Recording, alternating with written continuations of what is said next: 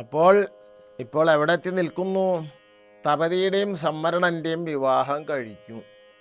അപ്പം അതുകൊണ്ട് അർജുനനെ ആ അങ്കാരവർണ്ണൻ എന്ന ഗന്ധർവൻ താപത്യ എന്ന് വിളിച്ചപ്പോൾ എന്തുകൊണ്ട് താപത്യൻ എന്ന് വിളിച്ചു? തപതിയുടെ വംശത്തിൽ ജനിച്ചത് കൊണ്ട് താപത്യൻ എന്ന് വിളിച്ചു. തപതിയുടെയും തപതി എന്ന് പറഞ്ഞ സൂര്യൻ്റെ പുത്രി നമ്മൾ കണ്ടു.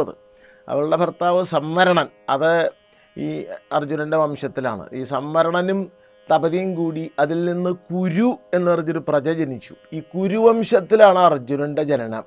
അതുകൊണ്ടാണ് അർജുനനെ തപതിയുടെയും സംവരണൻ്റെയും മകൻ കുരു. അത് നമ്മൾ മുമ്പ് ഒരു സ്ഥലത്ത് പറഞ്ഞിട്ടുണ്ട് ചുരുക്കത്തിൽ. ആ കുരുവിൻ്റെ വംശത്തിലാണ് അർജുനൻ്റെ ജനനം. അതുകൊണ്ടാണ് താപത്യൻ. അപ്പോൾ അർജുനനെ കൗന്ദയ എന്ന് വിളിക്കാം, കുരുവംശത്തിലായതുകൊണ്ട് കൗരവൻ എന്ന് വിളിക്കാം, പൂരുവംശത്തിലായിട്ട് പൗരവൻ എന്ന് വിളിക്കാം. തപതിയുടെ വംശത്തിലെ ആ പ്രജയായ അച്ഛൻ്റെ, അതായത് ഇയാളുടെ മകനായതുകൊണ്ട് കുരുവിൻ്റെ താപത്യൻ എന്ന് വിളിക്കാം. അങ്ങനെ വിളിച്ചു എന്നേ ഉള്ളൂ എന്ന് ഗന്ധർവൻ പറഞ്ഞ അങ്ങനെ ഈ തപതി സംവരണം എന്ന കഥ അങ്കാരവർണ്ണൻ എന്ന ഗന്ധർവൻ അർജുനനോട് പറഞ്ഞത് അവിടെ അവസാനിച്ചു. അപ്പോൾ അർജുനൻ ചോദിച്ചു, ഈ കഥയിൽ, ഭഗവാൻ പറഞ്ഞ കഥയിൽ ഈ വാസിഷ്ഠ മഹർഷിയാണല്ലോ സംവരണന് വേണ്ടി സൂര്യൻ്റെ അടുത്ത് പോയി മറ്റേ ആ തപതി എന്ന കന്യകയെ കൈപിടിച്ചിറക്കി കൊണ്ടുവന്ന് വിവാഹം നടത്തി കൊടുത്തത്. അതെ, ഈ വസിഷ്ഠനെ കുറിച്ച് കൂടുതൽ അറിഞ്ഞാൽ കൊള്ളാമെന്നുണ്ട് എന്ന് പറഞ്ഞാൽ കൊള്ളാം. അദ്ദേഹം എങ്ങനെയാണ് ഞങ്ങളുമായി ബന്ധപ്പെട്ടത്, അദ്ദേഹത്തിൻ്റെ കഥ എന്താണെന്നൊക്കെ ഒന്ന് അറിഞ്ഞാൽ കൊള്ളാം എന്ന് പറഞ്ഞു. അപ്പോൾ ആ ഗന്ധർവൻ, അങ്കാരവർണ്ണൻ എന്ന ഗന്ധർവൻ പിന്നെ പറയണം, ഈ വസിഷ്ഠൻ എന്ന് പറയുന്നത് ബ്രഹ്മാവിൻ്റെ മാനസപുത്രന്മാരിൽ ഒരാളാണ്. ബ്രഹ്മാവിൻ്റെ മനസ്സ് കൊണ്ടുണ്ടാക്കിയ പുത്രന്മാർ, മാനസപുത്രന്മാർ എന്ന് പറഞ്ഞാൽ ബ്രഹ്മാവിന് വസിഷ്ഠൻ, അത്രി, അങ്കിരസ്, പുലസ്ത്യൻ, പുലഹൻ, ക്രതു തുടങ്ങിയിട്ട് ബ്രഹ്മാവിന് മാനസപുത്രന്മാരുണ്ട്. അതിലൊരാളാണ് ഈ വസിഷ്ഠൻ. വസിഷ്ഠൻ അരുന്ധതി ദേവിയുടെ ഭർത്താവാണ്. അരുന്ധതിയാണ് വസിഷ്ഠൻ്റെ ഭാര്യ. വസിഷ്ഠൻ ഇന്ദ്രിയങ്ങളെ ജയിച്ചവനാണ്, കാമക്രോധങ്ങളെ ജയിച്ചവനാണ്. അതുകൊണ്ടൊക്കെയാണ് വസിഷ്ഠന് വസിഷ്ഠൻ എന്ന് പേര് വന്നത്. അദ്ദേഹം വളരെ സംയമധനൻ ആണ്, മനസ്സിനെ നിയന്ത്രിക്കുന്ന ആളാണ്. വിശ്വാമിത്രൻ അദ്ദേഹത്തോട് വളരെയധികം ദ്രോഹം ചെയ്തിട്ടും വസിഷ്ഠൻ യാതൊരു വിധത്തിലുള്ള ദ്രോഹവും പ്രതികാരവും വിശ്വാമിത്രനോട് ചെയ്തില്ല.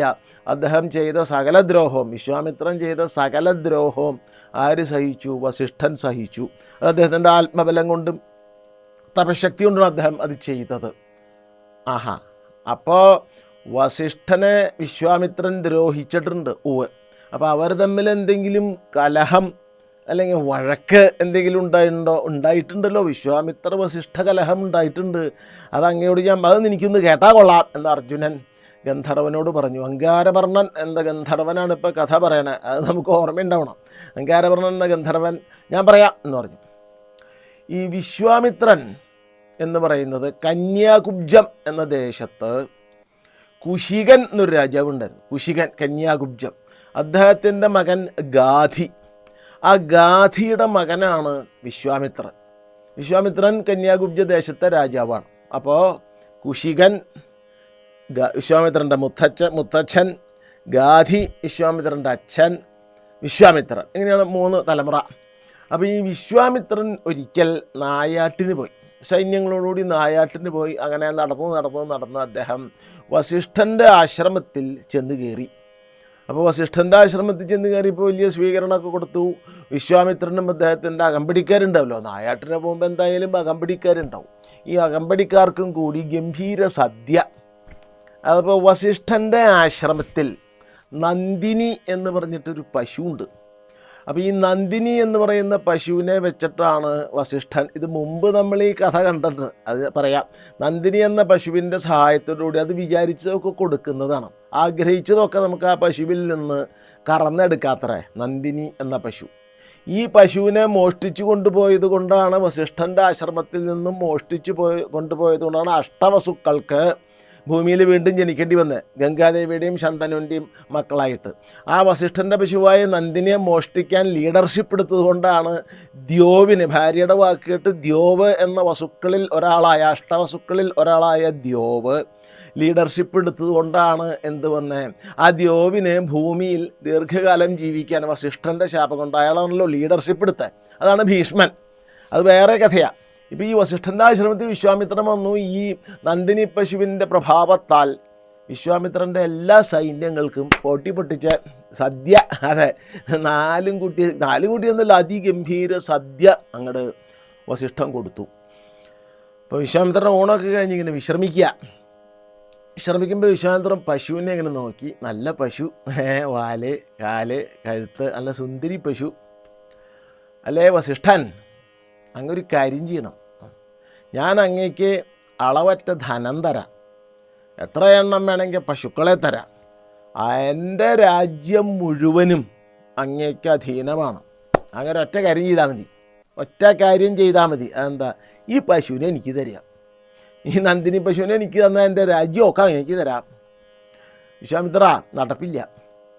ഈ പശു ഇവിടെ യജ്ഞത്തിനും അതിഥി സൽക്കാരത്തിനും ഒക്കെ ആയിട്ട് നിർത്തിയിട്ടുള്ള പശുവാണ്.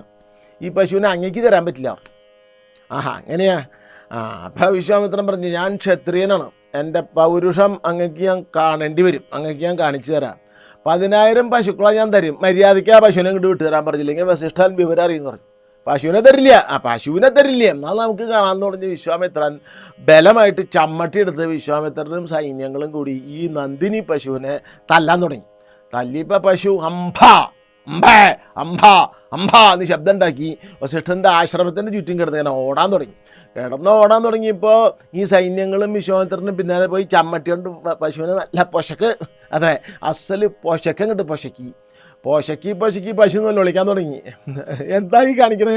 അല്ലേ വസിഷ്ഠൻ, എന്നെ ഈ വിശ്വാമിത്രനും സൈന്യങ്ങളും കൂടി ഇങ്ങനെ ഓടിച്ചിട്ട് തലണ കണ്ടിട്ട് അങ്ങേക്ക് യാതൊരു സങ്കടവും ഇല്ലേ? ഇതൊന്ന് തടയാൻ അങ്ങേക്ക് പറ്റില്ലേ?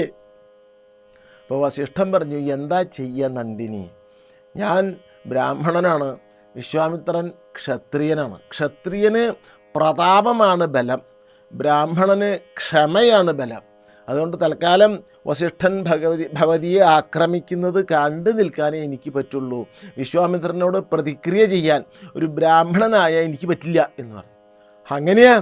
അപ്പം ഞാൻ ഈ വസിഷ്ഠൻ വിശ്വാമിത്രൻ എന്നെ ഇവിടുന്ന് ആക്രമിച്ചു കൊണ്ടുപോകണിട്ട് അങ്ങേക്കൊരു സങ്കടമില്ല. എനിക്ക് സങ്കടമുണ്ട്, പക്ഷേ എനിക്കൊന്നും ചെയ്യാൻ പറ്റില്ല. നിനക്ക് വേണമെങ്കിൽ നന്ദിനിക്ക് വേണമെങ്കിൽ വിശ്വാമിത്രൻ്റെ കൂടെ പോവാം. അത് പറഞ്ഞപ്പോൾ നന്ദിനിയുടെ സങ്കടം ഇരട്ടിച്ചു, ശതഗുണീഭവിച്ചു. അതെ, സാഹിത്യഭാഷ പറഞ്ഞാൽ നന്ദിനിയുടെ സങ്കടം ശതഗുണീഭവിച്ചു. അപ്പോൾ അവൾ പറഞ്ഞു, എന്നെ അങ്ങ് ഉപേക്ഷിച്ച് എനിക്ക് എന്താ ഗതി?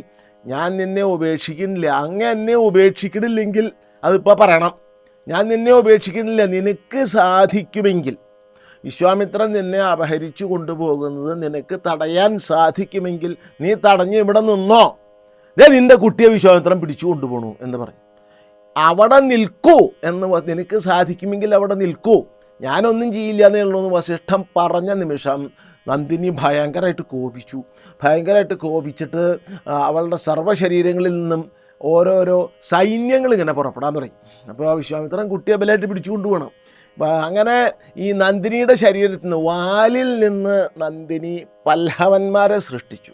അതെ, വശങ്ങളിൽ നിന്ന് ചീനക്കാർ, ഹൂണന്മാർ, കേരളീയർ തുടങ്ങിയിട്ടുള്ള സൈന്യങ്ങൾ, കേരളീയരെ സൃഷ്ടിച്ചു പറയുന്നുണ്ട്. നന്ദിനി പശുവിൻ്റെ വശത്തു നിന്നാണ് അവരുണ്ടായത്. യോനിയിൽ നിന്ന് യവനന്മാരെ സൃഷ്ടിച്ചു. ചാണകത്തിൽ നിന്നും മൂത്രത്തിൽ നിന്നും ശബരന്മാരെ സൃഷ്ടിച്ചു. ഇങ്ങനെ ഓരോരുത്തരെ അങ്ങോട്ട് സൃഷ്ടിക്കാൻ തുടങ്ങി. സൃഷ്ടിച്ച് ഈ സൈന്യങ്ങൾ സൃഷ്ടിച്ചു വെച്ചാൽ വെറും മനുഷ്യരല്ല, നന്ദിനിയുടെ അവയവങ്ങളിൽ നിന്ന് ഈ ജാതി നൊരയിൽ നിന്നും മ്ലേച്ഛന്മാരെ സൃഷ്ടിച്ചു.